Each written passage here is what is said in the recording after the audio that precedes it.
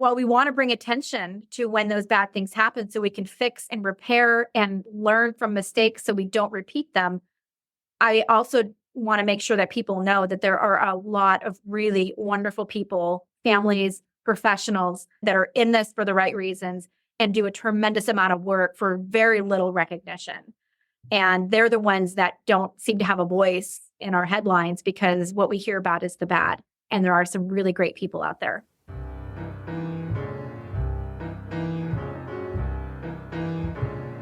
Welcome to the East Anchorage Book Club. I'm your host, Andrew Gray. The purpose of this podcast is to tell the stories of Alaskans of interest and importance. Today on the show, we have Lisa Wawrzonek. She is Alaska's statewide guardianship compliance officer. A guardian is a person that the court appoints to manage the affairs of another person. Many of you have probably read about the recent scandal with a private guardianship agency that left many in financial ruin. Many of you have probably also seen the Netflix movie I Care a Lot, which, although an entertaining movie, spread a sensationalized negative view of who guardians are and what they do.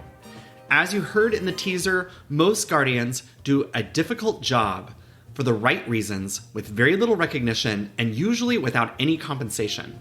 To learn more about guardianship and conservatorship in Alaska, I have dropped a link in the show notes to the Alaska Court's webpage that answers questions and has an online course explaining how to become a guardian. Lisa Wawrzonek, welcome to the podcast. Thank you for having me.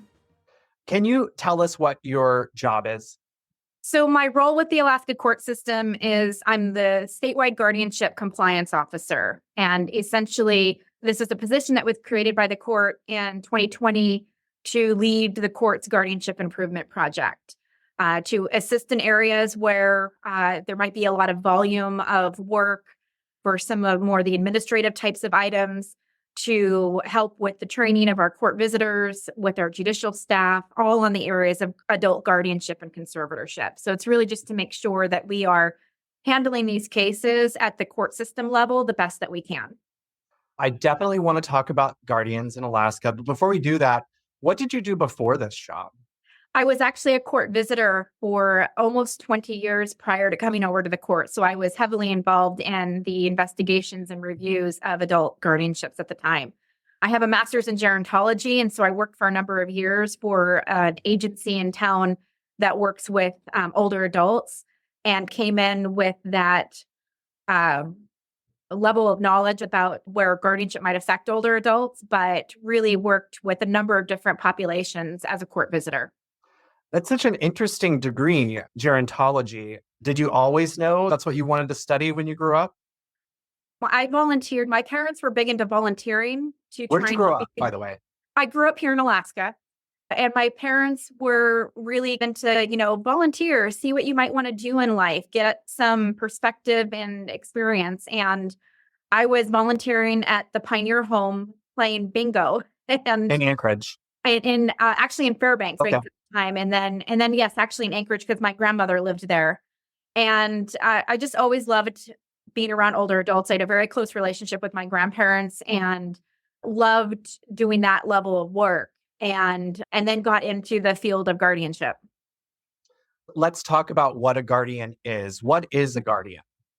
Sure. Guardianship is essentially a tool, a legal tool that can be used if an individual is, because of an incapacity, to manage their affairs and make their decisions. And here in Alaska, we actually have two terms that we use.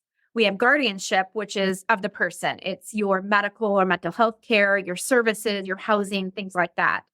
And then we have another term that we use, conservatorship, which is the financial. So your income and expenses, your assets, liabilities, your property.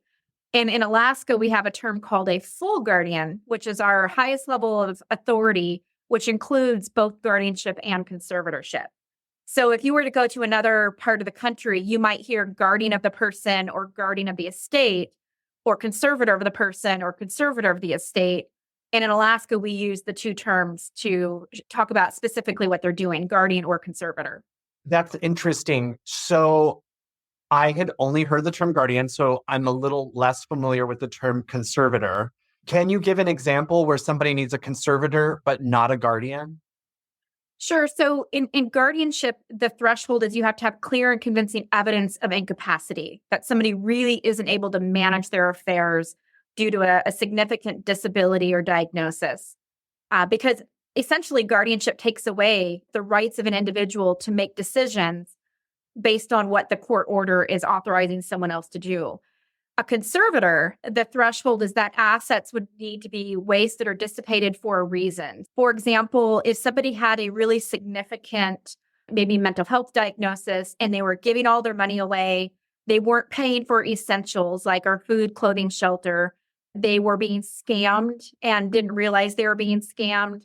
Maybe you had an older adult with an onset of dementia who was being scammed or not paying their bills because they didn't recognize the need to pay them due to the disability or diagnosis. That might be a reason for a conservator. So they may be able to make decisions, like maybe they're in very safe housing, and that's not a concern. So we're not going to take away the authority for that person to make those decisions if all they really need is help with managing their finances. So they can make their own food, they can shower, they can get themselves dressed, they can do sort of those sorts of tasks, but they just can't manage their finances. Yeah. And there's a number of reasons why someone may not be able to manage their finances. And it's so there needs to be a reason. You can't just say you're making a poor decision, we're going to take that right away from you. Because as adults, we have the right to make poor decisions. I can rack up my credit card if I want to, but I recognize that I still have to pay that. But yeah, people are often able to do a lot of things on their own and manage effectively or with less restrictive options than a court order, but they might need some help with regards to their finances. Okay, let's ask the question in reverse. Is there such a thing as somebody who needs a guardian but not a conservatorship? It's not as often, but yes, there have been times maybe somebody gets a really a new diagnosis, maybe a cancer diagnosis, and they might have an intellectual disability or a mental health disability, and they're not able to understand the treatment, the things that they need to do for this now big, profound diagnosis. They might have a limited guardian really to help them through the decisions that they need to make to handle that new diagnosis. It doesn't have to be all or nothing either. People can have a limited guardian or a limited conservatorship based on what the need is. And that's really what we want to look at is what's the need that you need court intervention? Because these are legal appointments. So why do you need court intervention to handle this particular situation? So I'm going to make some generalizations based on what you just said, and you can correct me if I'm wrong. It sounds like we would have more sole conservatorships as opposed to sole guardians, and that we would have a lot more, what's the word that we use for complete guardian? Full guardianship. Full guardianship. That we would have probably the most full guardianships. Would that be a correct assumption? It is. We do have more full guardianships in Alaska. I think one of the national trends, and of course, we're trying to pull this into our state, is to, again, look at more limited appointments. But in lieu of really understanding what that might be, we do have a number of full guardianship appointments, which would include conservator. We have a number of conservator only. And I would say we have far less just guardianship without conservator. And I guess who in Alaska tends to be guardians? Like who are the guardians? So the majority of them are family members, and from parents to siblings to adult children. We have some who are friends of the family or uncles and aunts, so primarily family members. We do have a public guardian's office here in Alaska, the Office of Public Advocacy, and we're actually quite lucky to have a public guardian's office because there are a number of states that do not. And then we have a group. So I have a question. What does the state do if they don't have an Office of Public Guardianship and somebody needs a guardian and they don't have family? Different states handle it differently. Sometimes people simply go without. They just simply go without. We have, at the national level, I've heard of attorneys being forced to take appointments. Private professional guardians in their state have often been forced to take pro bono appointments, which in many ways is unfair to be forced into a legal appointment. I've even heard of the sheriff's office in some counties being added, like maybe for a medical issue. In some states, even adult protective services does that, but that's not here in Alaska. And there is all sorts of pros and cons when you start to just randomly choose different entities, because guardianship and conservatorship is a multi-layered legal appointment. You're talking about medical and financial and housing and public benefits. That in itself alone is sometimes difficult to understand. So it really is the best practice to have someone who knows what they're doing, who's trained and understands. And for a lot of families, they know the person and they need to learn the legality of the appointment. They need to learn about public benefits. And so we want to have educational and mentoring and assistance resources for them.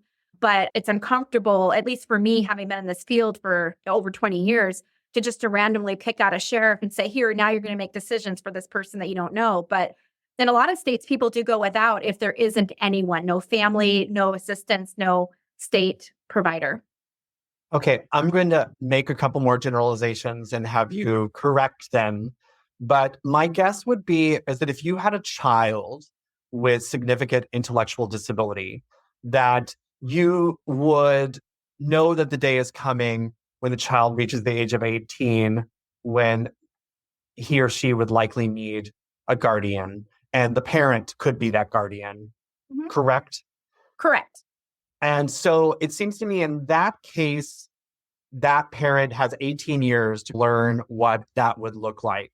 And so that person's probably more prepared for this. Then I would say another example where this might happen is if somebody's in a terrible car accident and suffers brain damage. And then you have a family member who never expected to be asked to do this sort of work, suddenly having to be a guardian. And my guess is that if that sort of situation is sprung on you, that you may opt to have the public guardian take over your sibling or your parent as their guardian because you don't know how to do it. That certainly has happened. We certainly have families who are able and appropriate, but unwilling. And at that point, we would look either to if they were absolutely refusing. First, we do want to explain that you are the best person to be in this role, but we cannot force them. We cannot bully them into it. There's no legal obligation because you're a blood relative that you have to step into this role. But we would want to, and especially with the improvements that we're trying to do at the court level, say, look, we are going to try to help you. We've got classes, we've got a helpline.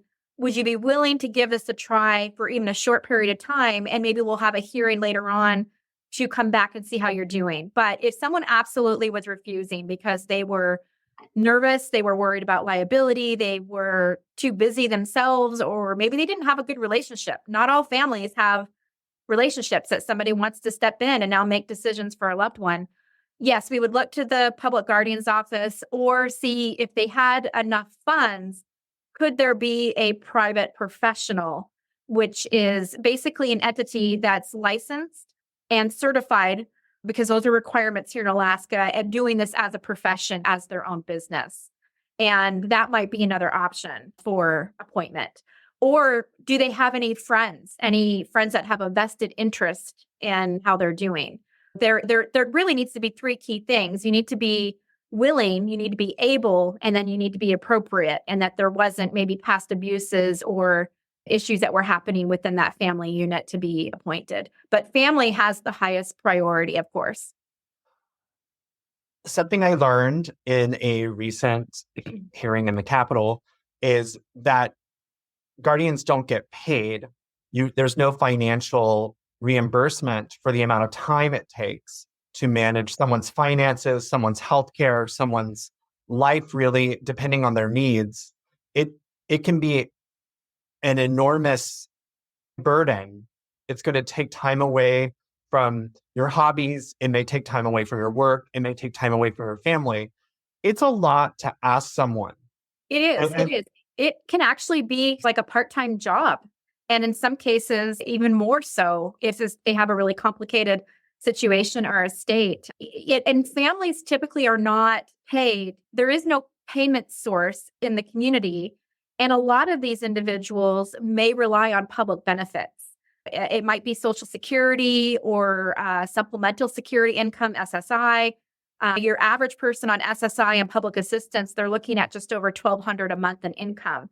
And when you think about housing costs and food costs, medical bills that they may have, medication copays, having a little bit of money to spend on a quality of life item, activities that they might want, there's really no money other than a possible PFD to pay for a family to take over. Now, it doesn't mean that people can't. If there are funds, the court can put in the order that the family can receive X amount of dollars or some type of stipend to be able to do this work. It just needs to be in the court order because we want to make sure we alleviate any conflicts of interest. But if you're going to be a paid professional, there are a number of other hoops you have to jump through about being licensed and certified to be able to collect those fees. But most families are what we might call a volunteer guardianship, and there really isn't a payment source for them to receive in the community. It really would have to come from that person's funds if they had it available. I have talked to a few folks who have been guardians. Most of them were guardians for just one person. A couple of people were guardians for two. And that really was an enormous amount of work. So it really can be. It really depends on every situation and scenario. But again, the layers, the getting to the doctor, just making a doctor's appointment. Sometimes you have to go back and forth between the doctor's appointment and is there available transportation?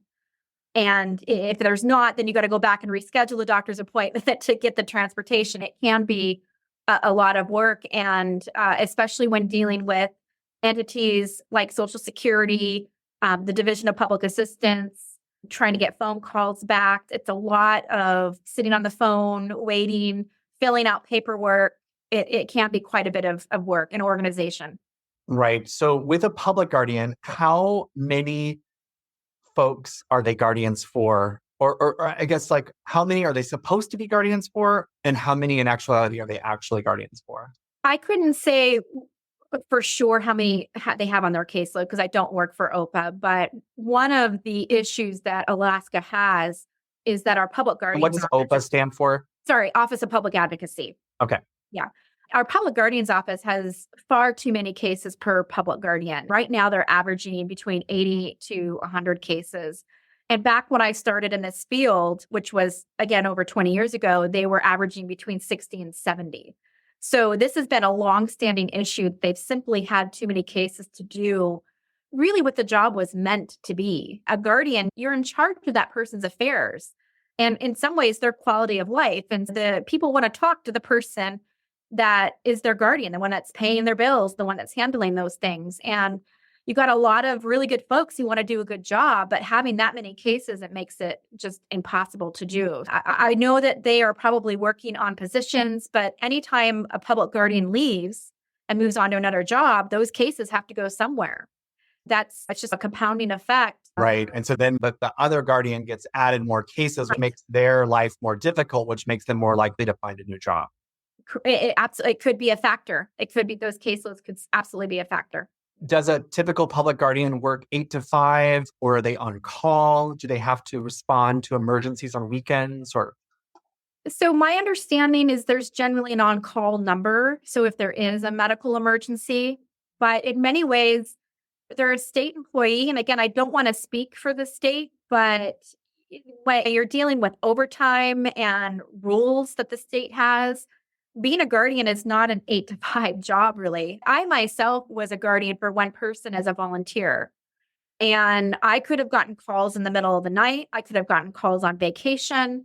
It really isn't an 8 to 5 kind of job. And I would imagine whatever the public guardians are making is probably not really reflective in the work that they need to do, to be honest. That would be just a personal opinion. But is a job that you are essentially on call in many ways 24/7 in the event something came up, if someone ended up in the hospital or picked up by the police, and where does this person go?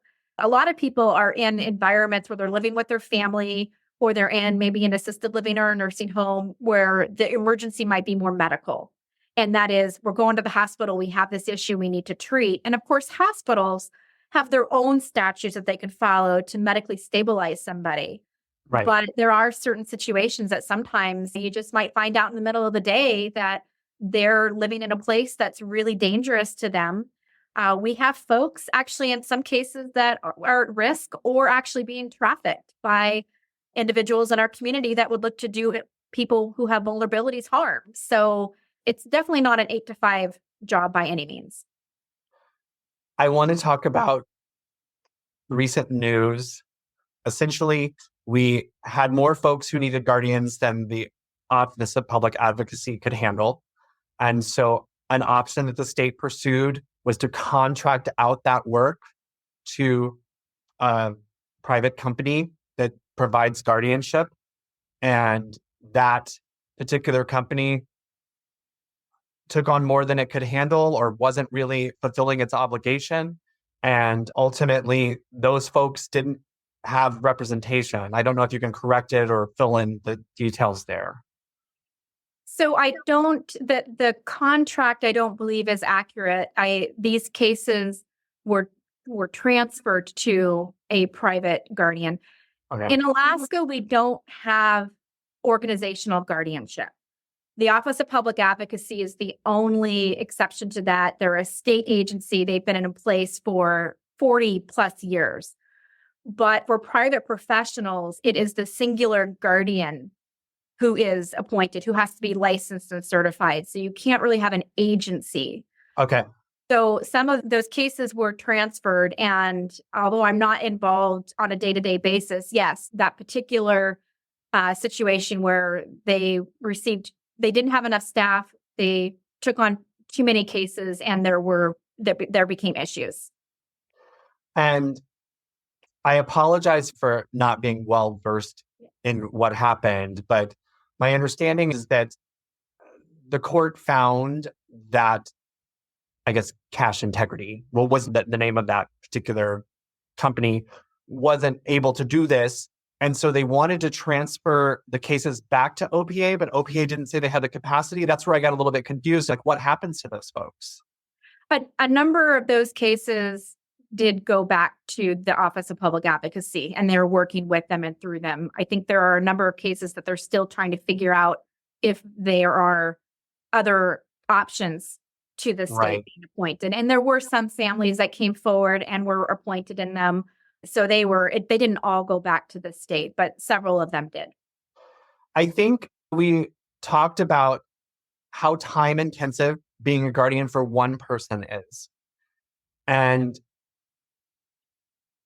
I guess I wonder about, there was like 100 people that were not receiving adequate services, and they're being transferred back, and there's a delay, and OPA is trying to figure out what to do with it. I just imagine that there are folks falling through the cracks who probably need some input really almost on a day-to-day basis. And perhaps weeks or even months have gone by where they haven't had any intervention. What happens with those people? With this circumstance in particular, a number of them, I don't know all the specifics because I'm not involved on that day-to-day basis. And of course, these are confidential case types. So what I do know, there's very little that I can supply. But a number of them are, let's say they're in an assisted living home. And so they're getting their day-to-day care needs met. But because of the issues at hand, that home may not be getting paid. And there are a number of other entities that maybe could step in to assist. I don't know if the Division of Public Assistance could step in some ways, Adult Protective Services could step in some ways. And again, these people may be working with the court visitors and the judge and with the Office of Public Advocacy. But what happens to them is, I think it is the crux of the problem, because there were so many.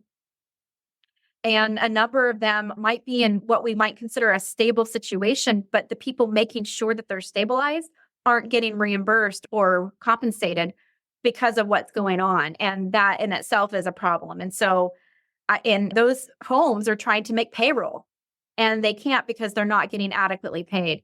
It really boils down to being, in a sense, a perfect storm here in Alaska, which a number of other states have had similar issues with professional guardians maybe going rogue or overloaded public guardian's office or people going without. where we have an overloaded public guardian's office that needs far more help than they have to be able to take on the cases that are coming their way. We need a number of other private professional guardians who are doing this for the right reasons, which it's a difficult profession to get into because there's time commitment, there's a financial commitment, and then you don't just boom, automatically start getting paid what a normal wage might be. You've got to take time to build your caseload, and you've got to do that responsibly. So there's not a lot of people who could just become self-employed and not get paid for a certain amount of time. We're lacking private professional guardians. We have a few that are trying to retire and haven't been able to because there's no one to give their cases to. And then we do have a number of families who, again, are maybe able and appropriate, but they're unwilling.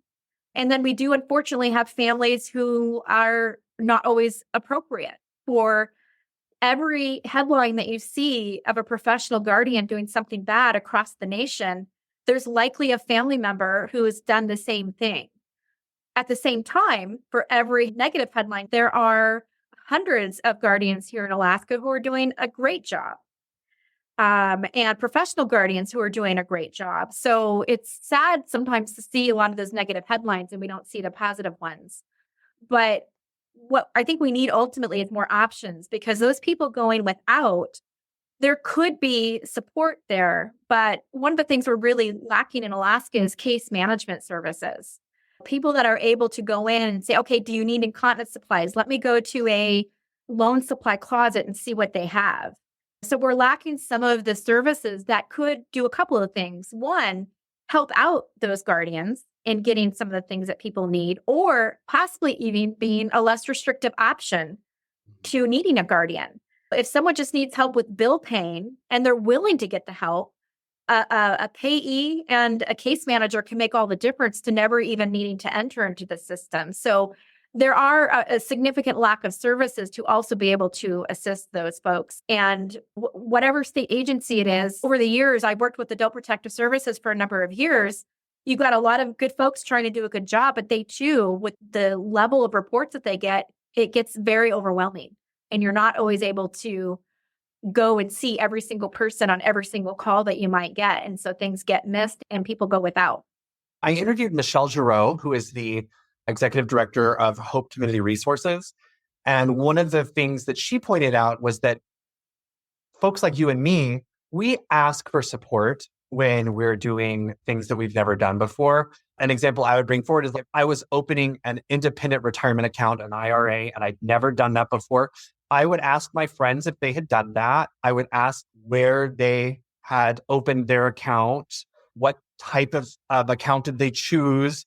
I would seek help from my friends and family to do that. And the point she was making is that's really what some of these folks need, is they just need that a little more frequently than maybe you or I do, but that they don't need to lose their rights and freedoms. They just need more support.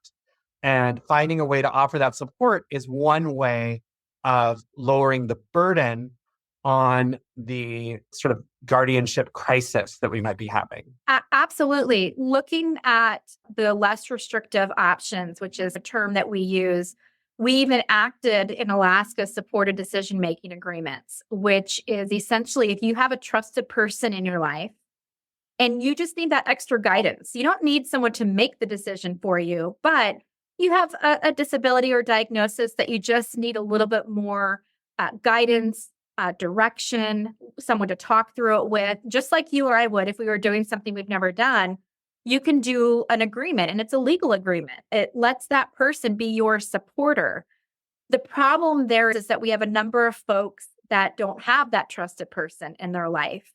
There is a group, and Ms. Giroux is a part of it through our WINGS, which is Working Interdisciplinary Network of Guardianship Stakeholders, to look at that overall decision-making process. A colleague of mine says the continuum of decision-making. Right now, I'm able to make my own decisions. But what I want to do is, as an able-bodied, sound-minded adult, is look to my trusted family, my husband, my parents, good friends, and say, if I'm not able to make my decisions, will you do them for me? So I put some things in place like a medical power of attorney and a financial power of attorney. in the hopes that I never have to go to court if I were in a car accident on my way home from work. And whenever I'm doing trainings on guardianship, I often tell the folks, I get on my little soapbox and say, if you don't have your advance directives in place, please get them in place now. Because once you enter into the court system, you're under the personal jurisdiction of the court. And while there are some cases that need that type of a supervision, there are a lot that don't. And in Alaska, we have two types of powers of attorney. Alaska Legal Services actually has the forms that are applicable to Alaska law on their website. Get those things in place now so you never maybe have to enter in the system later. And you mentioned the scenario of parents with kids with disabilities that are turning 18. It's great time around 16 to start working with their medical provider and their teachers and anyone that they're working with to see, do I need to get a guardianship or conservatorship for my child? Or can we work on something like a supported decision-making agreement? Do they have an understanding of what it is that they're signing, even on a basic level? Because that's the other side, is when you enter into the system of guardian or conservatorship, it's because someone doesn't understand the legality of what they're signing. They don't know the authority that they're giving somebody to get information or to sign on their behalf with the power of attorney. But if you have a trusted person and that individual understands what they're asking you to do, then there are other options than court intervention. Gotcha. So when that episode with Michelle Giroux came out, I got an angry phone call from a social worker who works with unhoused folks in Anchorage. And she has worked on homelessness for many years. She took exception to the idea that we're giving guardianships to too many people. Everybody sees everything through their own lens. From her perspective, there are lots of homeless folks in Anchorage who need guardians and don't have them.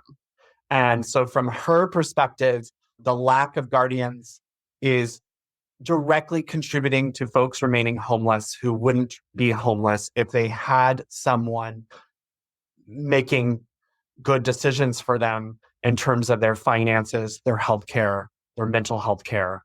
And so she really pushed back on that. And I don't know if you can speak to that or speak to that concern. I don't doubt that there are folks out there that need that level of assistance. And I don't work specifically with homeless. As a court visitor, I worked with individuals who are homeless, who had intellectual disabilities, brain injuries, all the way to older adults with advancing dementia. So can't say I specialize in that particular area, but I think for any situation where you have someone who's homeless who really would benefit from that, maybe not a guardian, but at least a conservator to make sure that their money went towards their essentials, but may need assistance with finding correct housing and whatnot. You then have somebody who they have a guardian, but yet they don't engage with their guardian. They are used to the homeless lifestyle and they might get housed and then they leave. And I've certainly seen that in my career where you just because you have a piece of paper that says, I'm your legal guardian, I can make your decisions. It does not take away the free will of that person, especially when they're able-bodied. And if they don't like what they're living and they want to get up and leave and go back to the street or to the shelter, a guardian can't physically force them and lock them in a room and make them stay. And we can't force someone to go to the doctor. It's not like a child that we can pick them up and put them over their shoulder and take them where we want them to be. If they have that free will, it's really difficult sometimes. And guardianship is not the fix-all. Mm-hmm. And I think the understanding what guardians can and can't do can help with reasonable expectations.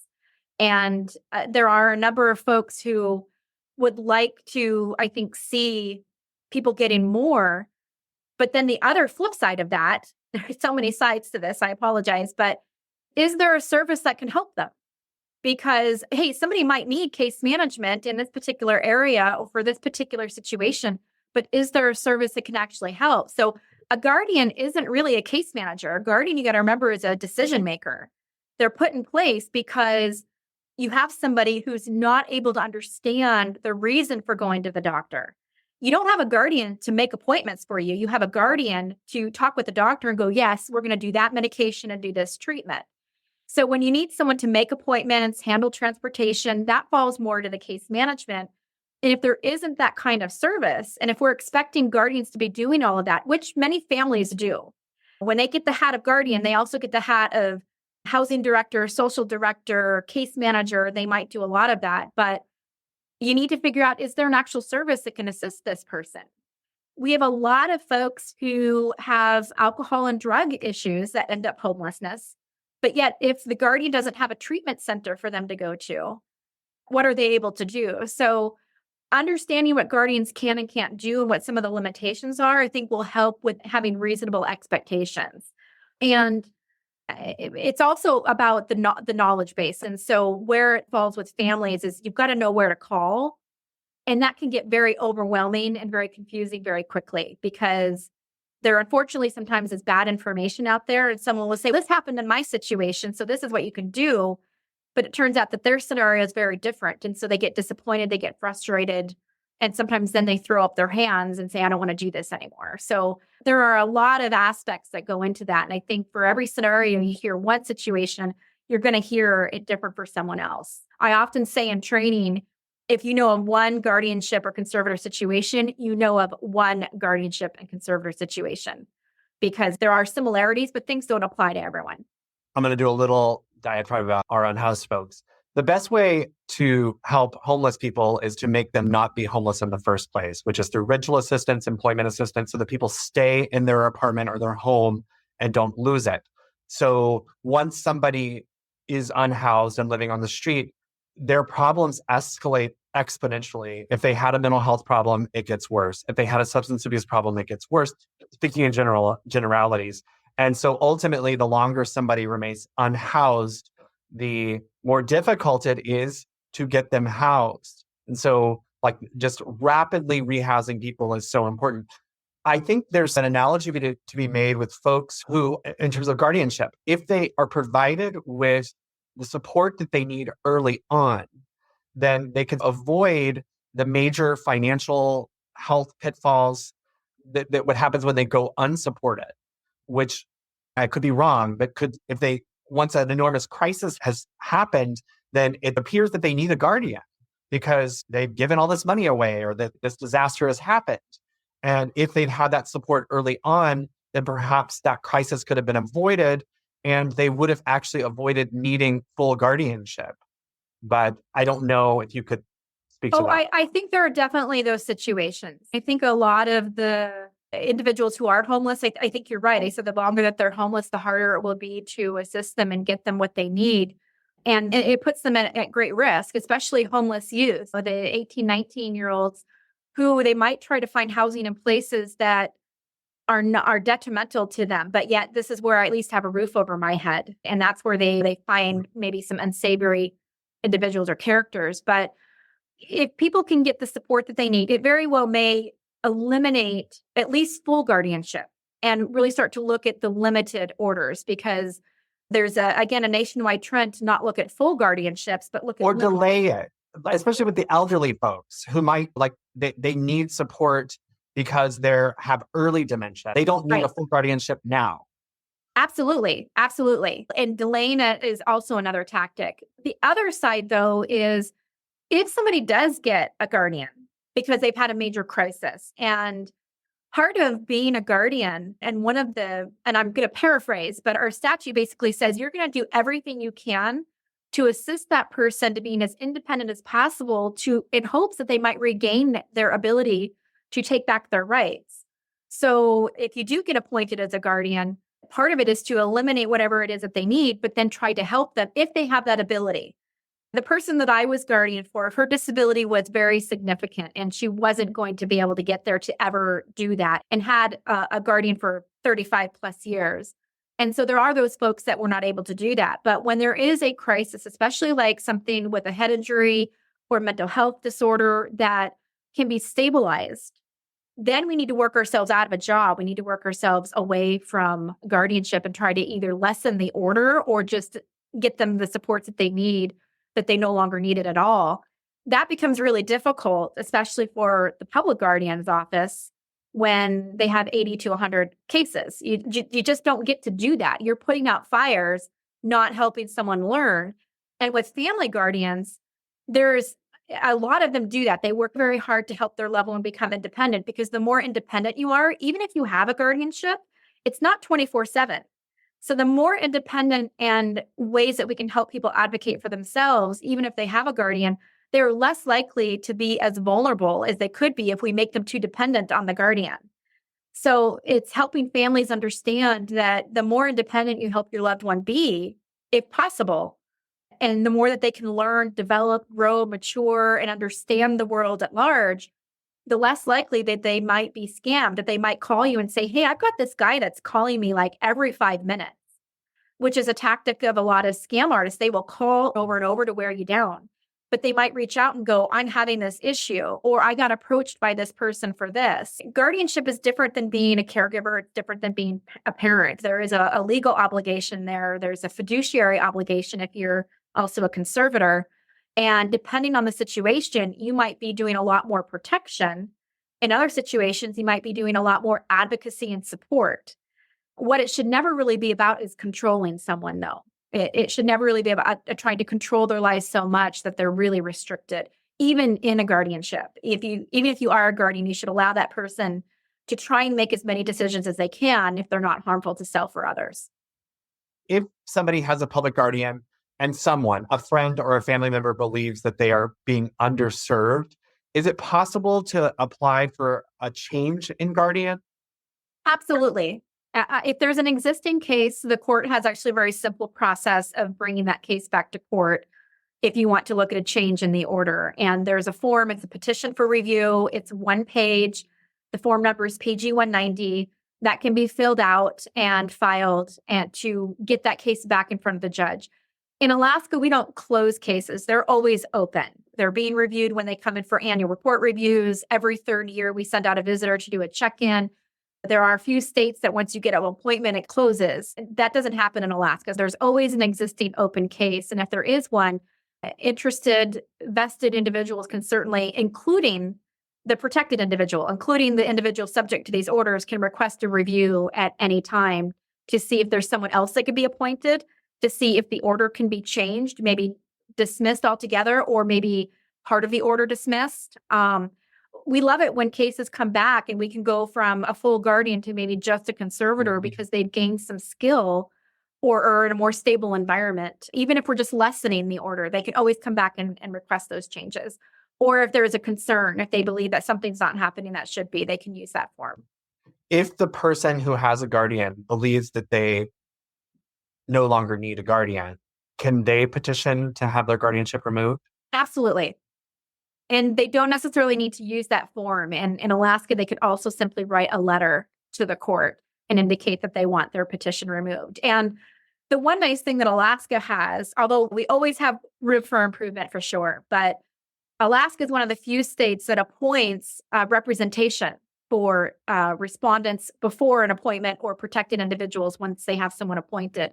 So if you bring a guardianship back, that person's going to have an attorney appointed to them. And then we have court visitors who are independent. They're not a party to the case, but they just really come in with an independent perspective. They're neutral. They don't have a vested interest in the outcome, and they gather information, try to analyze and confirm information, and then provide that information to the judge to assist with their ruling. A lot of states don't have that. All the judges have is the person filing the petition, which a petition is a request. I'm not saying that people file fraudulent petitions, although it has happened, but it's just a request. It's just one perspective.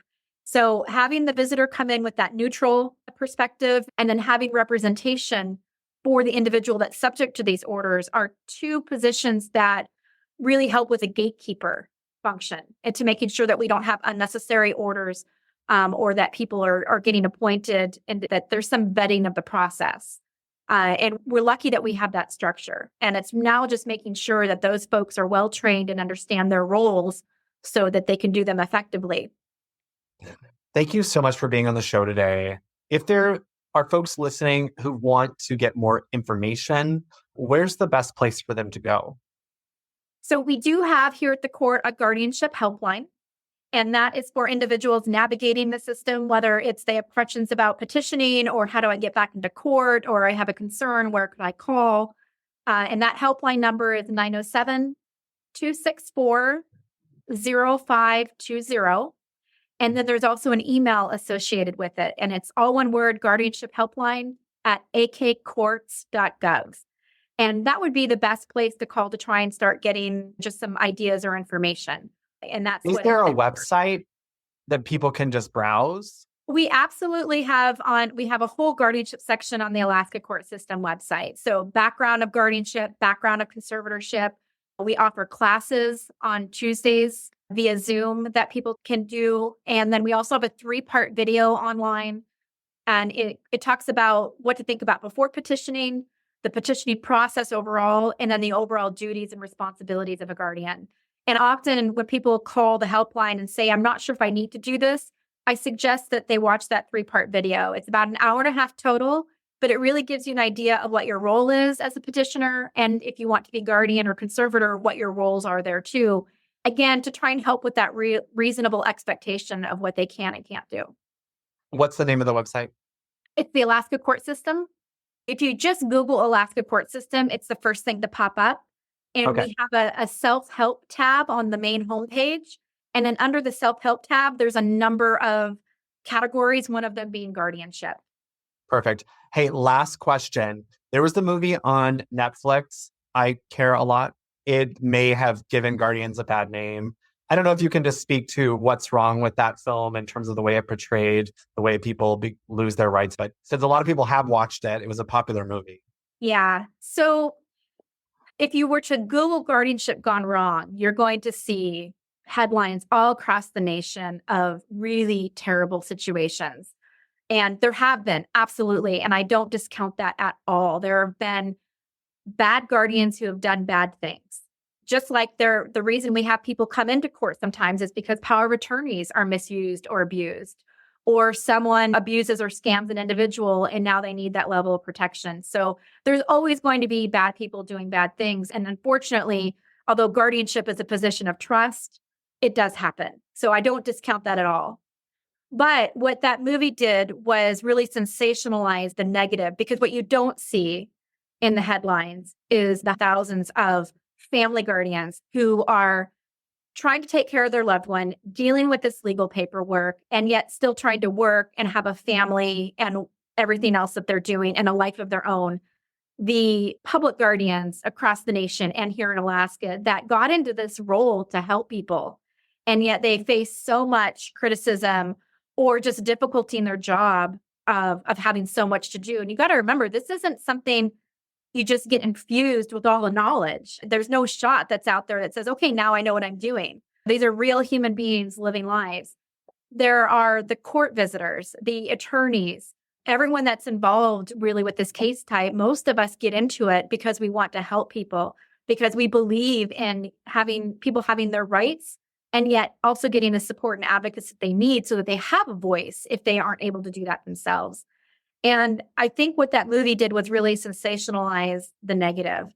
Again, I don't discount the bad things that have happened, because they absolutely have. And that's why across the nation, it comes back, where's the court? Court system needs bodies to be able to oversee those orders. There's no robot or AI over here handling those things. And I think that while we want to bring attention to when those bad things happen so we can fix and repair and learn from mistakes so we don't repeat them, I also want to make sure that people know that there are a lot of really wonderful people, families, professionals that are in this for the right reasons and do a tremendous amount of work for very little recognition.